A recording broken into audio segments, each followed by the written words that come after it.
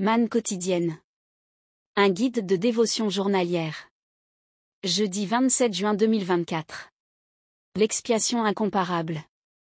Texte, Lévitique 9, 1-14. Verset clé.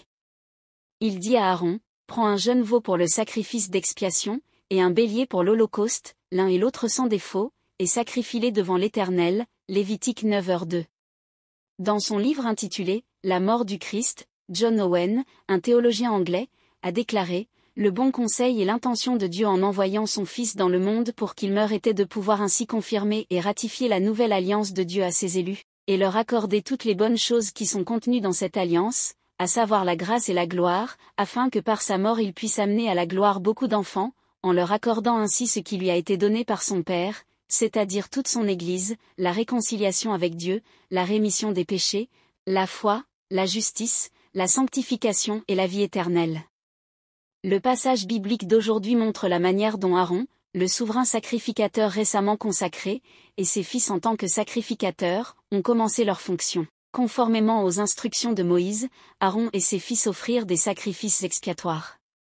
Il fut également ordonné au peuple d'offrir un sacrifice d'expiation, un holocauste, des sacrifices d'action de grâce et une offrande en don.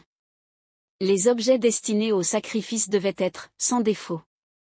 Les sacrifices de l'Ancien Testament préfiguraient le sacrifice expiatoire de Jésus-Christ, le Sauveur du monde. Aujourd'hui, nous n'avons pas besoin de sacrifices d'animaux pour expier nos péchés.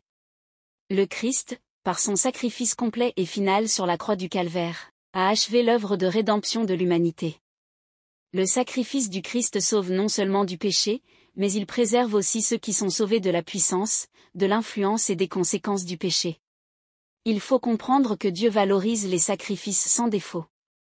Contrairement à Aaron, Christ, notre grand souverain sacrificateur, n'a pas eu à faire l'expiation pour lui-même d'abord parce qu'il était sans péché. En effet, il est logique d'être au-dessus de la mêlée afin de pouvoir diriger les autres. Observez également que les sacrificateurs et le peuple ont agi selon les instructions. L'obéissance garantit les bénédictions de Dieu. Aujourd'hui, bien que nous en ayons fini avec les lots rituels des sacrifices lévitiques, chacun de nous, véritablement bénéficiaire de la grâce, est censé se présenter comme un sacrifice vivant, saint, agréable à Dieu, ce qui sera de votre part un culte raisonnable. Romains 12h1. Si nous obéissons pleinement à la parole de Dieu et marchons dans sa voie, la gloire de l'Éternel nous apparaîtra, parce que Dieu est le rémunérateur de ceux qui le cherchent diligemment. Pensée du jour.